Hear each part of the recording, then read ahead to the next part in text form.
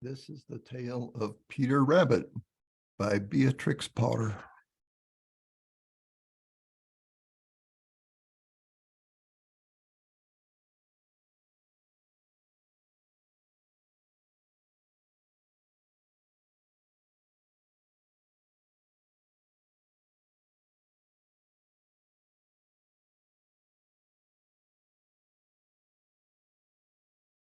It looks like Peter's mother is tucking him into bed.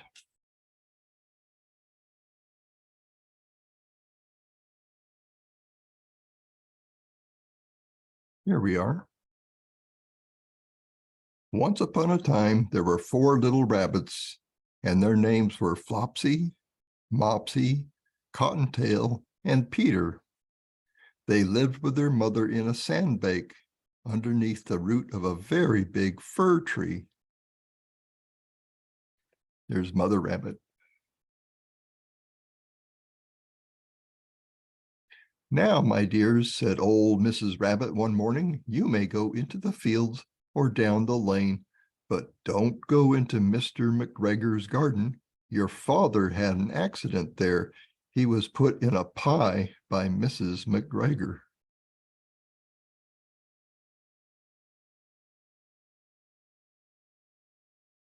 "Now run along and don't get into mischief. I am going out."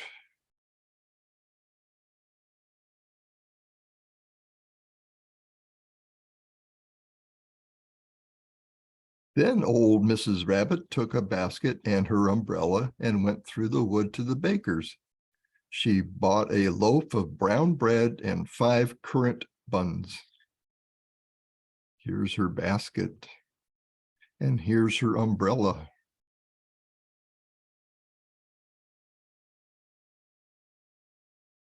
Flopsy, Mopsy, and Cottontail, who were good little bunnies, went down the lane to gather blackberries. Here's 2 birds. One of the birds is eating the blackberries that the little bunnies have gathered. But Peter, who was very naughty, ran straight away to Mr. McGregor's garden and squeezed under the gate. There he is, squeezing under the gate. He tries to make himself small so he will fit.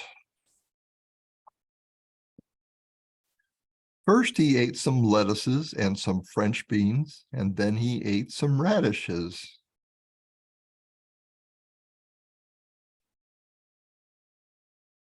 And then, feeling rather sick, he went to look for some parsley.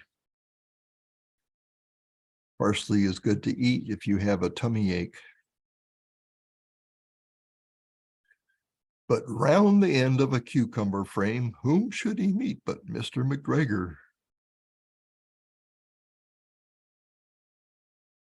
Mr. McGregor was on his hands and knees planting out young cabbages, but he jumped up and ran after Peter, waving a rake and calling out, "Stop, thief!"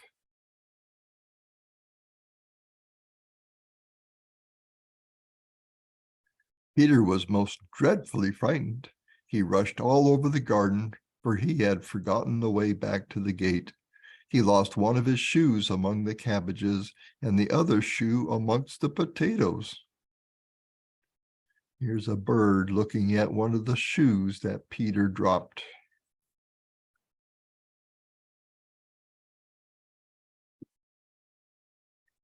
After losing them, he ran on 4 legs and went faster, so that I think he might have got away altogether if he had not unfortunately run into a gooseberry net and got caught by the large buttons on his jacket.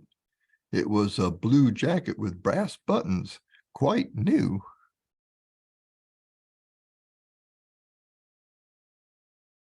Here's the net around the gooseberries. The net is there to keep the birds away from eating the gooseberries. Peter gave himself up for lost and shed big tears, but his sobs were overheard by some friendly sparrows, who flew to him in great excitement and implored him to exert himself.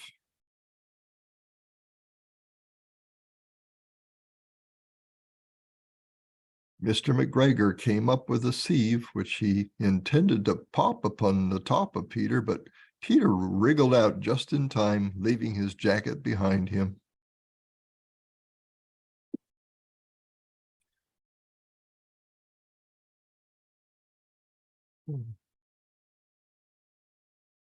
And rushed into the tool shed and jumped into a can. It would have been a beautiful thing to hide in if it had not had so much water in it. This is a watering can, and it has water in it. So Peter is getting all wet. Mr. McGregor was quite sure that Peter was somewhere in the tool shed, perhaps hidden underneath a flower pot. He began to turn them over carefully, looking under each. Presently, Peter sneezed. Kerchoo! Mr. McGregor was after him in no time. That means really quickly. And tried to put his foot upon Peter, who jumped out of a window, upsetting 3 plants. The window was too small for Mr. McGregor, and he was tired of running after Peter. He went back to his work.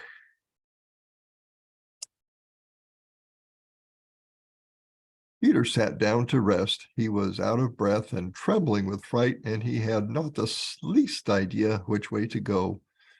Also, he was very damp with sitting in that can. After a time, he began to wander about, going lippity-lippity, not very fast, and looking all around.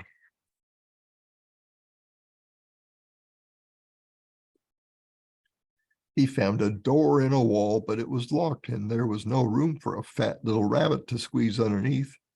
An old mouse was running in and out over the stone doorstep, carrying peas and beans to her family in the wood. Peter asked her the way to the gate, but she had such a large pea in her mouth that she could not answer. She only shook her head at him. Peter began to cry. Then he tried to find his way straight across the garden, but he became more and more puzzled. Presently, he came to a pond where Mr. McGregor filled his water cans. A white cat was staring at some goldfish. She sat very, very still, but now and then the tip of her tail twitched as if it were alive. Peter thought it best to go away without speaking to her, but he had heard about cats from his cousin, little Benjamin Bunny. Here's the cat.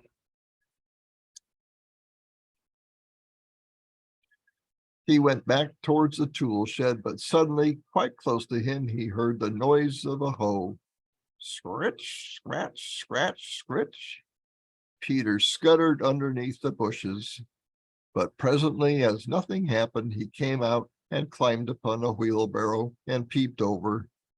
The first thing he saw was Mr. McGregor hoeing onions. His back was turned towards Peter, and beyond him was the gate.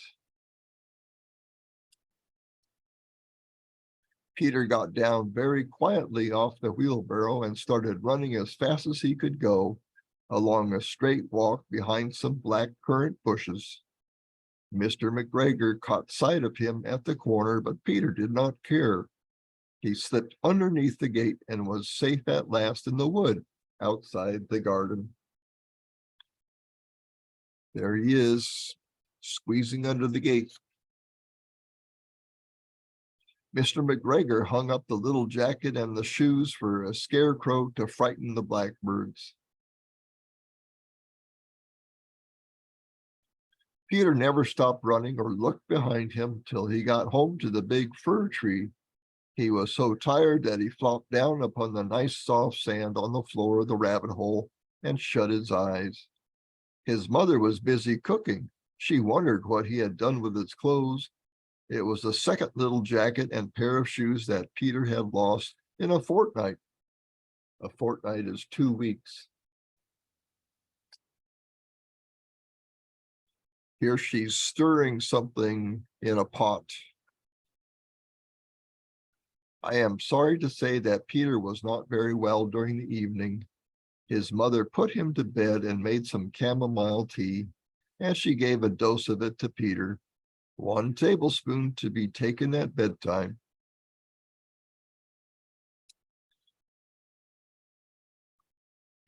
But Flopsy, Mopsy, and Cottontail had bread and milk and blackberries for their supper.